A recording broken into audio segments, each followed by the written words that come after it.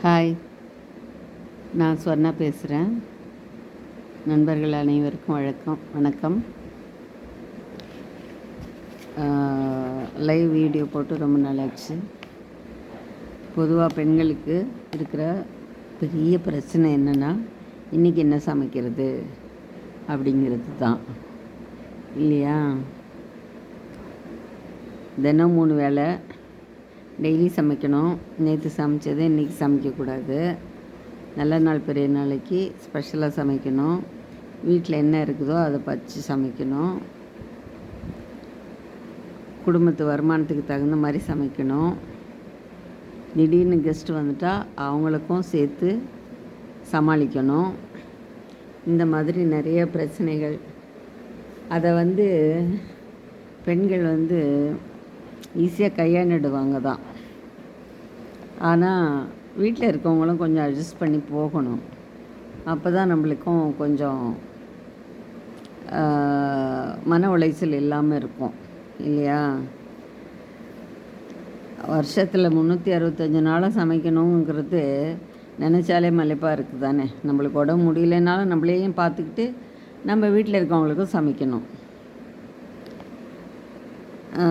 இதெல்லாம் எல்லா பெண்களுக்குமே மன உளைச்சலை கொடுக்குற விஷயந்தான்.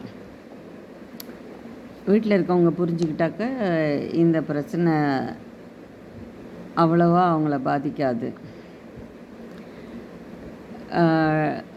டெய்லி இட்லி தோசை தானம்மா, வேறு எதுவுமே உனக்கு செய்ய தெரியாதா அப்படின்னு கேட்பாங்க. தெரியும் தான். சில பேர் வீட்டில் இருக்கவங்க லேடிஸ் இருப்பாங்க. சில பேர் ஆஃபீஸுக்கு போகணும், குழந்தைங்கள தயார் பண்ணி கணவருக்கு தேவையானதை பண்ணி அதுக்கப்புறம் ஆஃபீஸுக்கு போய் அங்கே மேனேஜர்கிட்ட திட்டு வாங்கி இதெல்லாம் இருக்குல்ல, எல்லாத்தையும் யோசிக்கணும். டெய்லி இப்படியே தானா அப்படிலாம் கேட்கக்கூடாது. எதனால் சொல்கிறேன்னா, வாரத்தில் 6 நாளும் இட்லி தோசை செஞ்சால் கொஞ்சம் நம்மளுக்கே போர் அடிக்கத்தான் செய்யும். பண்ணலாம். நம்ம விதவிதமாக டிஃபன் ஐட்டம், தினம் ஒரு குழம்பு, ஸ்பெஷலான டிஷ்ஷஸ், அதெல்லாம் நான் உங்களுக்கு அடிக்கடி வீடியோ போடுறேன். நீங்கள்லாம் பார்த்து உங்களுக்கு பிடிச்சிருந்தா யூஸ் பண்ணுங்கள்.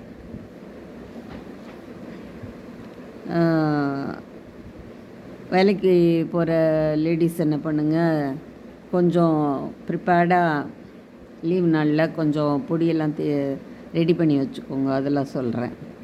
அந்த பொடியெல்லாம் இருந்துச்சுன்னா டக்குன்னு சமையல் செய்கிறதுக்கு கொஞ்சம் ஈஸியாக இருக்கும். காலையில்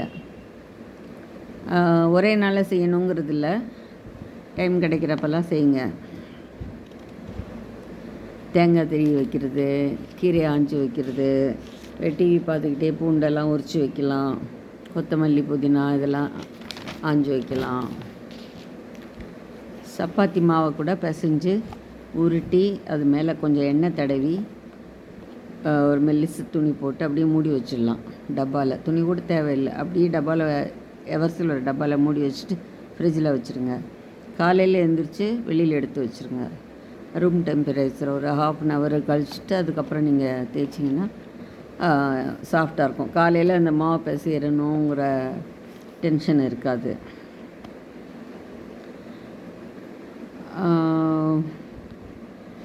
இஞ்சியை தோல் சீவி வச்சுக்கலாம். ஒரே நாளில் பண்ணணும்னு இல்லை, உங்களால் எப்பப்பெல்லாம் முடியுதோ அப்போல்லாம் பண்ணுங்கள். குழந்தைங்களையும் சின்ன வேலைகள் செய்ய பழக்குங்க. நாளைக்கு என்ன சமைக்கணும் அப்படின்னு நைட்டே யோசித்து அதுக்கு என்ன தேவையோ அதை வாங்கி வச்சுக்கோங்க. உங்களால் முடியலன்னா ஹஸ்பண்ட் வரும்போதில் ப்ளீஸ் இதை வாங்கிட்டு வரீங்களா அப்படின்னு கேளுங்க. பக்கத்தில் கடை இருந்தால் நீங்களே வாங்கி வச்சுருங்க.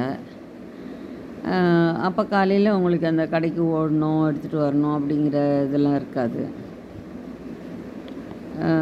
பொதுவான வீடுகளில் சண்டேஸில் நிறைய மாவு அரைச்சி வச்சுருவாங்க. இட்லி தோசை அப்படி தான் ஓடிட்டுருக்கோம். அது மாதிரி இல்லாமல் நம்ம கொஞ்சம் வித்தியாசமாக யோசித்து பார்க்கலாம். கண்டினியூ பண்ண முடிஞ்சால் பண்ணுங்கள், இல்லைன்னா பரவாயில்ல. பிள்ளைங்களை கூட சின்ன வேலைங்கள்லாம் கற்றுக் கொடுங்க. என்ன பாட்டிலில் தண்ணீர் ஊற்றி கொடுக்குறது, செடிங்களுக்கு தண்ணி ஊற்றுறது, அப்புறம் சாப்பிட்ட தட்டை கழுவி வைக்கணும். கொஞ்சம் பெரிய பிள்ளைங்களாக இருந்தால் படுத்த படுக்கையை எடுத்து வச்சு போர்வையெல்லாம் மடித்து வைக்கணும்னு சொல்லி கொடுக்கணும். நீங்களும் சொல்லலாம், அப்பாவும் சொல்லலாம். சின்னதுலேருந்தே சொல்லி கொடுத்தா தான் அவங்களும் அது ஒரு டிசிப்ளினோடு வருவாங்க. படுக்கை எடுத்து வைக்கணும்மா காலையில், அப்படி போட்டு வைக்கக்கூடாது அப்படின்னு சொல்லுங்கள். சாப்பிட்டவுடனே தட்டை எடுத்து கழுவணும். பெரிய பிள்ளையாக இருந்தால் கழுவலாம், சின்ன குழந்தையாக இருந்தால் சிங்க்லேயாவது எடுத்து போட்டுறணும். சாப்பிட்ட இடத்த அப்படியே போடக்கூடாது. குழந்தைங்கள நீ இந்த கிண்ணத்தை எடுத்துகிட்டு வா, நீ இந்த கிண்ணத்தை எடுத்துகிட்டு வா, அப்பா கிச்சனில் வச்சுருங்க, அம்மா எடுத்து வைக்கிறேன் அப்படின்னு சொல்லுங்கள். எந்த விஷயத்துலேயும் பசங்கக்கிட்ட ரூடாக நடந்துக்கிட்டால் அவங்கக்கிட்டேருந்து ரிசல்ட்டே எதிர்பார்க்க முடியாது. ஐஸ் வச்சு தான் வேலை வாங்கணும். அப்படி தான் நானும் பண்ணுவேன். அதுக்கப்புறம் ஹஸ்பண்டும் கொஞ்சம் கோஆப்ரேட் பண்ணலாம். ஒய்ஃபு அவளும் வேலைக்கு போகிறாளே, நம்மளும் கொஞ்சம் ஹெல்ப் பண்ணலாம் அப்படின்ட்டு ஆஃபீஸ்லேருந்து வரையில் ஏதாவது வாங்கிட்டு வரணுமாம்மா அப்படின்னு கேட்கலாம். நிறைய பேர் செய்கிறாங்க இப்போல்லாம். முன்னெல்லாம் அப்படி இல்லை, இப்போ நிறைய பேர் செய்கிறாங்க. அவங்களுக்கெல்லாம் என்னுடைய வாழ்த்துக்கள். ஒரு சின்ன கூடு, அது 4 பேர் சேர்ந்து கட்டினா தான் ஒரு அழகான வீடாக இருக்கும். இந்த வீடு கோயில் ஆகிறதும் ஆகாததும் பெண்கள்கிட்டையும் கணவர்கிட்டையும் தான் இருக்குது. பிள்ளைங்க ஸ்கூல்லேருந்து வந்தவுடனே இன்றைக்கி என்ன நடந்தது அப்படின்னு சொல்லும்போதில், எனக்கு வேலை இருக்குது, நீ அதெல்லாம் கேட்காத, எனக்கு ஒரே டென்ஷனாக இருக்குது அப்படின்னு அவரோ நீங்களோ சொல்லக்கூடாது. யாராவது ஒரு ஆள் கேளுங்க. அப்போ தான் அந்த பிள்ளைங்களுக்கு நம்ம சொன்னால் அம்மா அப்பா கேட்குறதுக்கு இருக்கிறாங்க அப்படிங்கிற ஒரு தைரியம் வரும். ஏதாவது தப்பு நடந்தால் கூட பிள்ளைங்க வந்து அம்மா அப்பாட்ட சொல்லணும். அப்போ தான் நம்மளுக்கும் தெரியும் ஸ்கூலில் என்ன நடக்குதுன்னு. அது பாராட்டுதலாக இருந்தாலும் சரி, ஸ்போர்ட்ஸோ வேறு தப்பான விஷயங்களோ எதுவும் அதுங்கக்கிட்ட ஐயோ சொன்னால் அப்பா அடிப்பாரே, அம்மா அடிப்பாங்களே அப்படின்ற பயத்தை உண்டு பண்ணிடாதீங்க. உனக்கு என்னவாக இருந்தாலும் நாங்கள் இருக்கோண்டா கண்ணா அப்படின்ற ஒரு தைரியத்தை கொடுங்க. அதுக்கப்புறம் அவங்க ஃப்ரீ ஆகிடுவாங்க. உங்கள்கிட்ட வந்து ஒரு ஃப்ரெண்டாக பேசி பழகுவாங்க. பட்ஜெட்டை பொறுத்த வரைக்கும் கணவனும் மனைவியும் உட்காந்து தான் பட்ஜெட் போடணும். உங்களுடைய பட்ஜெட்டில் முதல் செலவு ஒரு சின்ன சேமிப்பாக இருக்கட்டும். அது உங்கள் வருமானத்தை பொறுத்து 10 ரூபாயோ 100 ரூபாயோ 500 உங்கள் வருமானத்துக்கு தகுந்த மாதிரி ஒரு சின்ன சேமிப்புலேருந்து தொடங்குங்க. அடுத்த வீடியோவில் உங்களுக்கு தினம் ஒரு குழம்பு, சட்னி வகைகள், அப்புறம் விசேஷ காலத்தில் செய்கிற பலகாரங்கள் இதெல்லாம் சொல்லித்தரேன். பிடிச்சிருந்தா செய்யுங்க. இன்னொரு வீடியோவில் உங்களை சந்திக்கிறேன். வணக்கம் ஸ்வர்ணா.